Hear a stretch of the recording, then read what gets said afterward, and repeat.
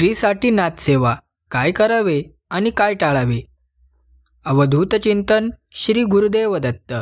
दत्तगुरूंच्या कृपेने तुमच्या सर्व मनोकामना पूर्ण व्हाव्यात अशी गुरुचरणी प्रार्थना करून आजच्या व्हिडिओला सुरुवात करूया. श्री गुरुदेव दत्त. भाग 1. स्त्री आणि नाथसेवा यांचे पवित्र नाते. नाथ परंपरेत स्त्री ही कमी नसून शक्ती स्वरूप मानली जाते. गोरक्षनाथ महाराजांच्या सेवेत स्त्रीला पूर्ण अधिकार आहे. नाथसेवा म्हणजे केवळ बाह्य कर्मकांड नसून अंतकरणातील शुद्ध भाव आहे. स्त्रीने श्रद्धा, नम्रता आणि निर्मळ मनाने सेवा केली तर ती नाथांना मान्य होते. सेवा करताना मन पवित्र ठेवणे अत्यंत महत्त्वाचे आहे. घर, संसार आणि कुटुंब सांभाळतही सेवा करता येते. नाथ देह पाहत नाहीत, ते अंतकरण पाहतात. म्हणून स्त्रीने आत्मविश्वासाने व श्रद्धेने नाथसेवा स्वीकारावी. ही सेवा जीवनात स्थैर्य, शांतता आणि आत्मबल प्रदान करते. भाग 2. नाथसेवा कशी सुरू करावी? स्त्रीने नाथसेवा सुरू करताना मोठ्या विधींची आवश्यकता नसते. शुद्ध मनाने आणि दृढ इच्छा पुरेशी असते. दररोज सकाळी किंवा संध्याकाळी शांत वेळ निवडून ओम गोरक्षनाथाय नमः असा जप करावा. दिवा किंवा अगरबत्ती असणे अनिवार्य नाही, मात्र मन एकाग्र असणे आवश्यक आहे. शक्य असल्यास नाथांचे स्मरण करून दिवसाची सुरुवात करावी. सेवा ही ओझे न समजता आनंदाने करावी. मनात शंका किंवा भीती न ठेवता गुरूंवर पूर्ण विश्वास ठेवावा. सातत्याला विशेष महत्त्व आहे. अल्प पण नियमित सेवा नाथांना अधिक प्रिय असते. अशा प्रकारे सेवा सुरू करावी. भाग 3. स्त्रीने नाथसेवेत काय करावे? नाथसेवेत स्त्रीने सर्वप्रथम मन शुद्ध ठेवावे. सत्य, संयम आणि नम्रता या गुणांचा अवलंब करावा. शक्य तितका नामजप, स्मरण आणि सद्विचार ठेवावेत. घरकाम करतानाही नाथांचे नाव मनात ठेवता येते. सेवा करताना अहंकार टाळावा. मी करते या भावनेपेक्षा नाथ करवून घेतात ही भावना ठेवावी. गरजूंना मदत करणे हे सुद्धा नाथसेवा आहे. नाथसेवा म्हणजे केवळ पूजा नसून आचारविचारांची शुद्धता आहे. संयमी वर्तन, सौम्य बोलणे आणि करुणा या गोष्टी सेवेत महत्त्वाच्या आहेत. यामुळे सेवा फलदायी ठरते. भाग 4. स्त्रीने नाथसेवेत काय टाळावे? नाथसेवा करताना काही गोष्टी टाळणे आवश्यक आहे. दिखावा, अहंकार आणि स्वतःला श्रेष्ठ समजण्याची भावना टाळावी. सेवा करून इतरांना कमी लेखू नये. नाथसेवा ही स्पर्धा नाही. राग, द्वेष आणि मत्सर मनात ठेवून सेवा करू नये. अशुद्ध मनाने केलेली सेवा फलदायी ठरत नाही. इतरांच्या सेवेवर टीका करू नये. नाथांचे नाव वापरून अयोग्य कृत्य करू नये. अंधश्रद्धेला बळी पडू नये. नाथसेवा साधी, सात्विक आणि शुद्ध असावी. बाह्य नियमांपेक्षा अंतकरणाची शुद्धता अधिक महत्त्वाची आहे. हे टाळल्यास सेवा योग्य मार्गाने होते. भाग 5. सेवा आणि शारीरिक अडचण यांचा समतोल. स्त्रीच्या जीवनात शारीरिक अडचणी येणं हे नैसर्गिक आहे. नाथ परंपरेत याकडे अपवित्रतेच्या दृष्टीने पाहिले जात नाही. शरीराला विश्रांती देणे हेही धर्माचाच भाग आहे. म्हणून स्त्रीने आपल्या शरीराचा सन्मान करणे आवश्यक आहे. नाथसेवा ही जबरदस्ती नसून समजूतदारपणाची प्रक्रिया आहे. शरीर साथ देत नसेल तर सेवा थांबवण्यात काहीच दोष नाही. गुरु करुणामय असतात. स्त्रीने स्वतःला दोषी समजू नये. सेवा शरीरावर नाही तर भावनेवर आधारित असते. हा समतोल समजून घेतल्यास सेवा योग्य रीतीने पुढे चालते. भाग 6. अडचण आल्यावर सेवा का थांबवावी? स्त्रीला मासिक पाळीच्या काळात शरीर अधिक संवेदनशील असते. या दिवसात शरीर आणि मनाला विश्रांतीची आवश्यकता असते. म्हणून नाथसेवेत 5 दिवसांचा विराम घेणे हे दुर्लक्ष नसून आत्मसन्मान आहे. या काळात जबरदस्तीने पूजा किंवा जप करण्याची गरज नाही. नाथांना भक्ताच्या स्थितीची पूर्ण जाणीव असते. सेवा ही कष्ट नसून प्रेमाची अभिव्यक्ती आहे. शरीर थकलेले असताना सेवा थांबवणे हेच योग्य आहे. या काळात मनात नाथांचे स्मरण आपोआप होत असेल तरी ते पुरेसे आहे. कोणताही अपराध भाव ठेवू नये. विश्रांतीनंतर सेवा अधिक शुद्ध मनाने करता येते. भाग 7. त्या 5 दिवसात काय करावे? सेवा थांबवली म्हणजे नाथांपासून दूर जाणे नव्हे. या 5 दिवसात स्त्रीने शरीराची काळजी घ्यावी, पुरेशी विश्रांती, स्वच्छता आणि शांतता राखावी. मनात कोणताही अपराधभाव ठेवू नये. नाथांचे नाव मनात येणे स्वाभाविक आहे, ते रोखण्याची गरज नाही.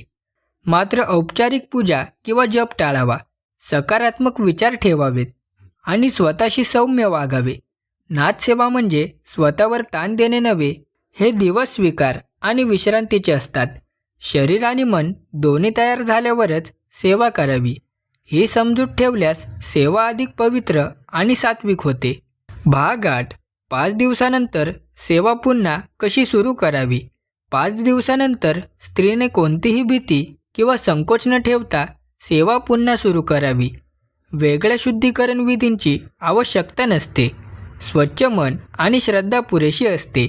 नेहमीप्रमाणे नामजप, स्मरण किंवा ध्यान सुरू करावे. मी सेवा थांबवली असा अपराधभाव मनात ठेवू नये. नाथ अत्यंत कृपाळू आहेत. सेवा पुन्हा सुरू करताना मन अधिक स्थिर आणि शांत असते. हेच त्या विश्रांतीचे फळ असते. नियमितपणा हळूहळू परत येतो. सेवा खंडित झाली असे समजण्याची गरज नाही. सेवा ही प्रवाहासारखी असते, ती पुन्हा सहज सुरू होते. भाग 9. निरंतर सेवा म्हणजे काय? निरंतर सेवा म्हणजे अखंड पूजा करणे नव्हे. निरंतर सेवा म्हणजे जीवनात नाथभाव टिकवून ठेवणे. दररोज थोडा वेळ नामजप करणे, नाथांचे स्मरण ठेवणे आणि सद्वर्तन करणे, हीच निरंतर सेवा आहे. स्त्रीने घर, कुटुंब आणि काम सांभाळत सेवा करावी. नाथसेवा म्हणजे संसारातून पळ काढणे नव्हे. नाथ परंपरा संसारात राहून साधना करण्याची शिकवण देते. सेवेमध्ये विश्रांती येते, पण श्रद्धा कायम राहते. 5 दिवसांची विश्रांती सेवा तोडत नाही. त्यानंतर पुन्हा नियमितपणे सेवा सुरू ठेवणे म्हणजे निरंतर सेवा होय. हीच नाथांना अपेक्षित साधना आहे. भाग 10. सेवा आणि अपराधभाव टाळणे. अनेक स्त्रियांना सेवा थांबवताना अपराधभाव वाटतो, परंतु नाथसेवेत अपराधभावाला स्थान नाही. गुरु प्रेमाने समजून घेतात. शरीर धर्मामुळे सेवा थांबवणे ही चूक नाही. स्त्रीने स्वतःला कमी लेखू नये. नाथसेवा ही सक्ती नसून सहजीवन आहे. अपराधभाव मनात ठेवला तर सेवा ओझे बनते. सेवा आनंदाची असावी. शरीर तयार नसेल तर सेवा थांबवणे हीच शहाणपणाची खूण आहे. नाथ परंपरा कठोर नसून करुणामय आहे. म्हणून स्त्रीने स्वतःवर विश्वास ठेवावा.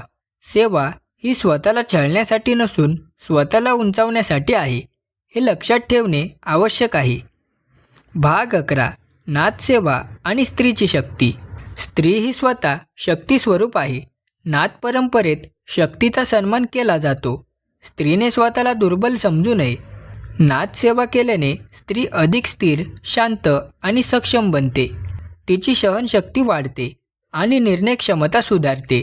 सेवा म्हणजे स्वतःची ओळख गमावणे नव्हे, तर स्वतःला ओळखणे आहे. स्त्रीची करुणा, सहनशीलता आणि समजूतदारपणा हीच मोठी साधना आहे. नाथसेवा ही पुरुषप्रधान नाही. ज्यांच्याकडे श्रद्धा आणि शुद्ध भाव आहे तो सेवेस पात्र आहे. स्त्रीने अभिमानाने आणि नम्रतेने नाथसेवा स्वीकारावी. ही सेवा तिच्या जीवनाला आधार देते. भाग 12. सेवा करताना मानसिक शुद्धता. नाथसेवेत मानसिक शुद्धतेला अत्यंत महत्त्व आहे. मनात राग, द्वेष आणि मत्सर साठवून सेवा करू नये. सेवा करताना मन शांत आणि स्थिर असावे. स्त्रीने स्वतःशी प्रामाणिक राहावे. सेवा म्हणजे मुखवटा घालणे नव्हे. मनात जे आहे ते नाथांना ज्ञात असते, म्हणून ढोंग टाळावे. दुःख, थकवा किंवा अशक्तपणा असल्यास ते स्वीकारावे. नाथसेवा म्हणजे मनाची शुद्धता वाढवणे. विचार शुद्ध झाले की सेवा आपोआप शुद्ध होते. बाह्य नियमांपेक्षा अंतःकरणातील भाव महत्त्वाचे असतात. मानसिक शुद्धतेने केलेली सेवा कमी असली तरी प्रभावी ठरते. हाच नाथसेवेचा खरा नियम आहे. भाग 13. सेवा आणि संसार यांचा समन्वय. स्त्रीचे जीवन बहुआयामी असते. घर, कुटुंब, काम आणि सेवा यांचा समतोल राखणे आवश्यक असते. नाथसेवा संसाराला अडथळा नसून आधार असते. स्वयंपाक, स्वच्छता, मुलांची काळजी घेतानाही नाथांचे स्मरण करता येते. सेवा म्हणजे वेगळा वेळ काढणेच असे नाही. प्रत्येक कर्म नाथांना अर्पण करण्याची भावना ठेवली तर तेही सेवा ठरते. स्त्रीने स्वतःला दोष देऊ नये की ती जास्त सेवा करू शकत नाही. नाथांना प्रणाम नव्हे तर भावना महत्त्वाची असते. संसारात राहूनही केलेली सेवा अधिक खरी असते. हा समन्वय साधला की सेवा सहज होते आणि जीवन संतुलित राहते. या व्हिडिओमधून तुम्हाला नाथ महाराजांच्या कृपेचा स्पर्श जाणवला असेल तर कमेंटमध्ये ओम नमो आदेश लिहायला विसरू नका. व्हिडिओ आवडला असेल तर व्हिडिओला एक लाईक आणि चॅनलला सबस्क्राईब करायला विसरू नका. तर चला भेटूया लवकरच पुढच्या व्हिडिओत.